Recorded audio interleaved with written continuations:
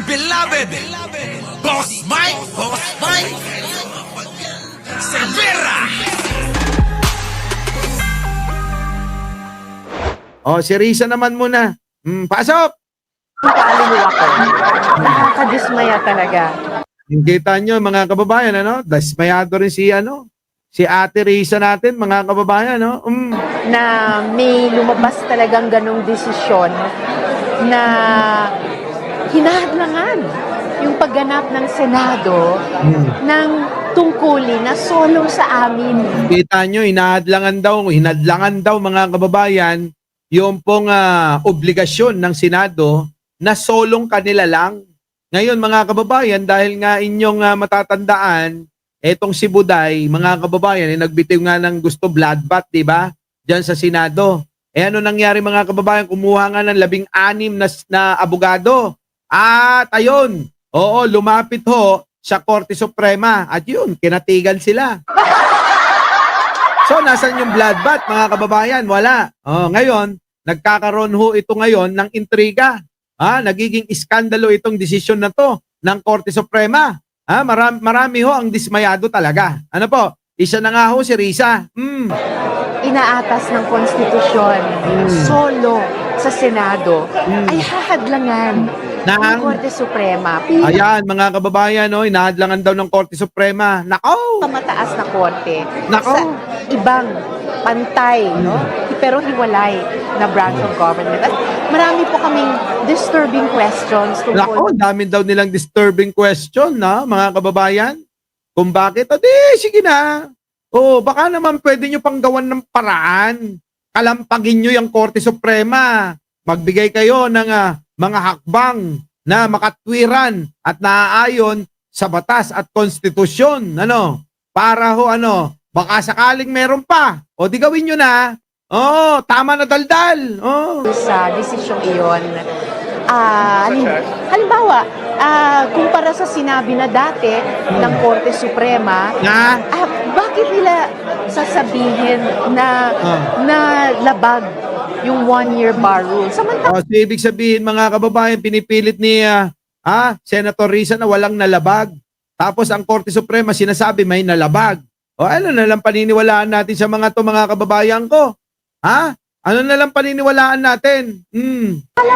sa pagkaalam at intindi namin, iisa lang namang complaint ang inaksyonan ng House at tinransmit sa amin. Iisa lang pala yun. Iisa lang daw yun, mga kababayan. Ano nangyari? Hindi na kayo magkasundo-sundo. Kayo na lang kaya mag-boxing. Mga kababayan, sila na lang mag-boxing. Inang yan, mga kababayan. Wala. Bahala na sila dyan. Basta si Pangulo, mga kababayan ko, kita nyo. Si Pangulong Bongbong Marcos, mga kababayan. Bahala kayo dyan. Basta si Pangulo, eto, Kita nyo, mga kababayan ko, si Pangulo, habang nagkakagulo, si Pangulo, tulong ng tulong, Mga kababayan, Ate Mars Vlog, wag, People's power na daw, sa EDSA, wag. Ito na.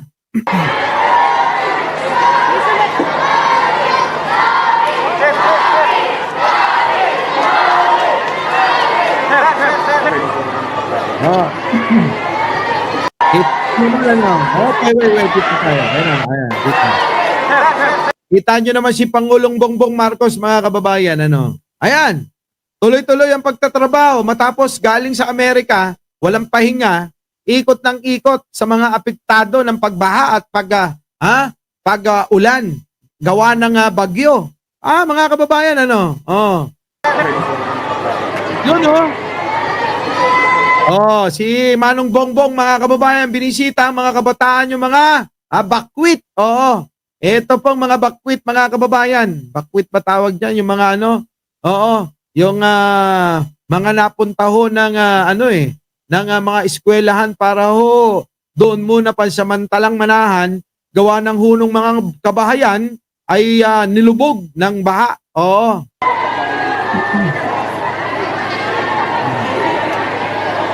Di ba, mga kababayan ko? Trabaho dito, trabaho doon.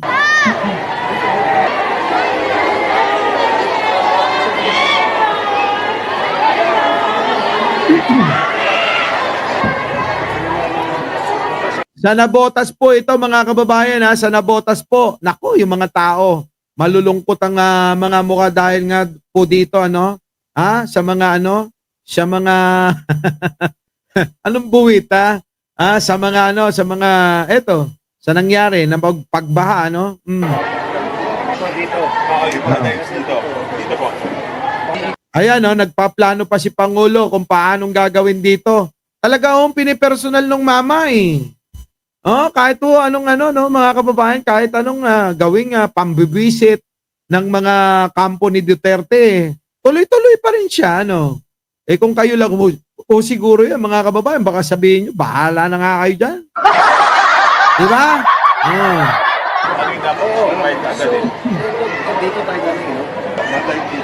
Oo. Basta para hindi na yung gaps lang, Gaps lang, sir. Saka yung mga pasok mo na rin. Yes, sir. Pasok mo na rin. Alam niyo, may estimate na yan. Si Toby, tanda-tanda na ng itsura, mga kababayan, Si Toby, kaedad ko lang yan eh. Pero yung itsura, mga kababayan, malayong-malayo sa akin, Kaya ayoko talaga sa politika, mga kababayan, Kapag ako, nako, Diyos ko. Tignan niyo, mga kababayan, yung itsura ni Toby, tanda na ng itsura. Laylay na yung mukha, eh. Tuloy. Alam ni Yusuf Kati, kasi request ko ipasok sa 2026. Pero ang problema nga, habang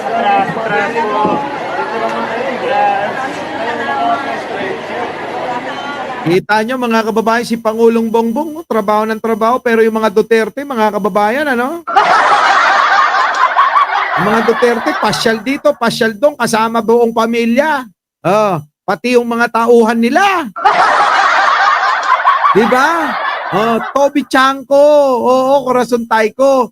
Toby Chanko, yan, hindi si Alihar. Toby Chanko, opo. Ito po ang ang mayor yata o congressman dyan sa palit-palit lang naman yung mga yan eh. Diba? Dyan sa may nabotas. Minsan mayor, minsan congressman. Congressman pala ngayon. Congressman pala ngayon, Ayoko nga. Ang dali pinipresent daw eh. Ano ba yung pinipresent nito? Wait lang Yun. Dali. Sige. Sige. Huwag na. Ako nang bahala. So mga kababayan, mamaya may pe-present daw ako, sabi ni Jen Angeles, Okay, eto na. Ang Pangulo ng Pilipinas, walang kapaguran sa pagserbisyo sa ating mga kababayan sa mga nasalanta ng bagyo, sa pagbaha at malakas na pag-ulan. Ang ating Pangulo ay hindi inaalintala. Hindi inaalintala ang mga kababayan. Itong mga panganib na pwedeng maidulot, Pero ang Pangulo, hindi ho yan. Sapagkat ang sabi niya, bilang halal ng bayan, ikaw ay maglingkod, itataya ang buhay para ho sa kapakanan ng sambayanan. Ayan ho ang ginagawa, mga kababayan. Yan ho ang ginagawa ni Pangulong Bongbong Marcos ngayon. Samantalang, yung pong mga basher niyan, yung pong gustong pumalit sa kanya, hindi malang magpakita sa mga taong mga naapektuhan ng pagbaha at malalakas na pag-ulan. Di ba? Gusto mo na mahalin ka ng tao? Gusto mo na magtiwala sa iyo ang mga Pilipino? Ngayon ang pagkakataon. Ngayon ang pagkakataon. Tumulong kayo sa sambayanan. Magtulong-tulong kayo mga ina nyo. Diba? Hindi, totoo, nakakainis talaga eh. Nakakainis. Tuloy.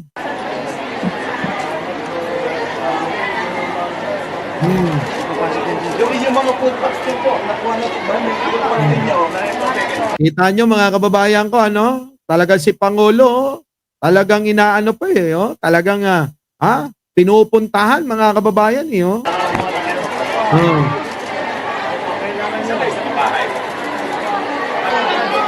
Hindi nga alintana mga kababayan na sa dami ng mga stress ngayon, eh baka mamaya may magbayad sa mga galit o sa mga bobo. Aba biglang saksakin si Pangulo. Biglang barilin dyan. Hindi niya alintana yun, mga kababayan. Oo. Eh, hindi naman siya tulad ni Sarah. Ang bodyguard niya, mga kababayan, 433. Diba, mga kababayan? Eh, si Pangulo, tignan nyo. Oh.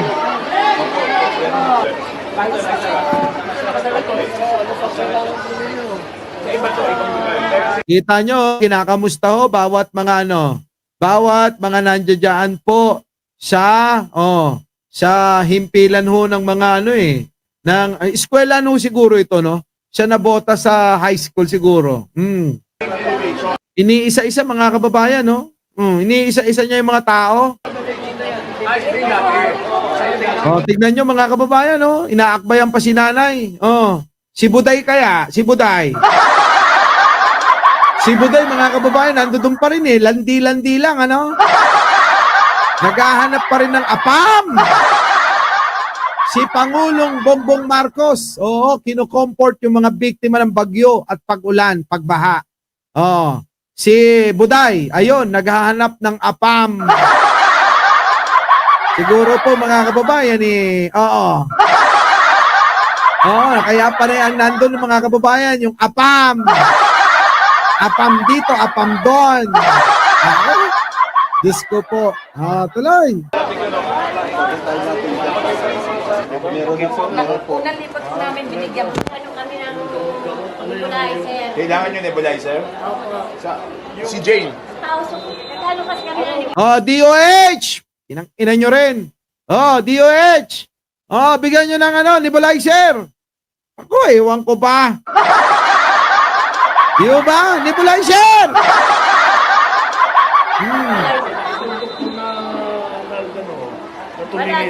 Sabi, pero yung bala, nandiyan pa rin sa katawan. Kita nyo, lahat yan problema ng ng mga kababayan natin.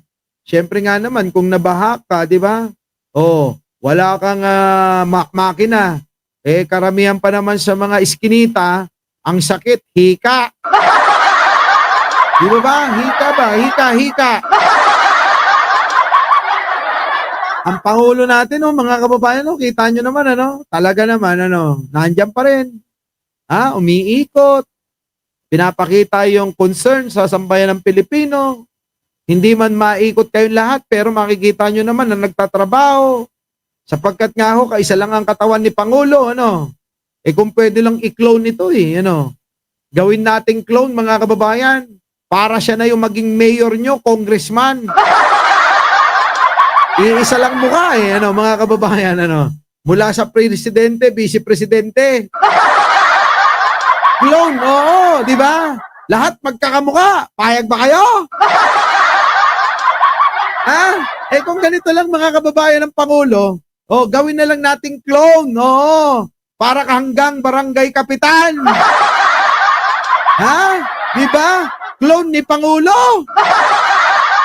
Biruin ninyo, pag nagmi-meeting ito, mga kababayan, magkakamukha silang lahat.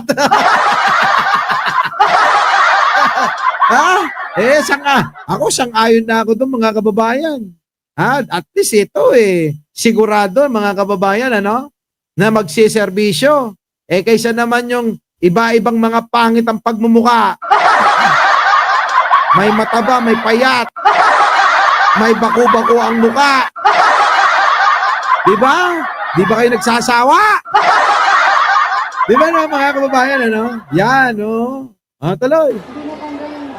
Kasi pumasok doon sa ribs na malaki. Yung bala po. Grabe, Hindi na problema ni Pangulo dapat yan, Dapat kung sino man yung mga kinaukulan na dapat magtrabaho niyan, huwag nyo na iparinig kay Pangulo. Walang niya kayo, kaya nga kayo kinuhang mga kawani ng gobyerno, meron kayong sekretary kayo. Nako! Yusek, Asek, tapos may mga direktor pa kayo. Mga wala kayong silbi, mga ina nyo.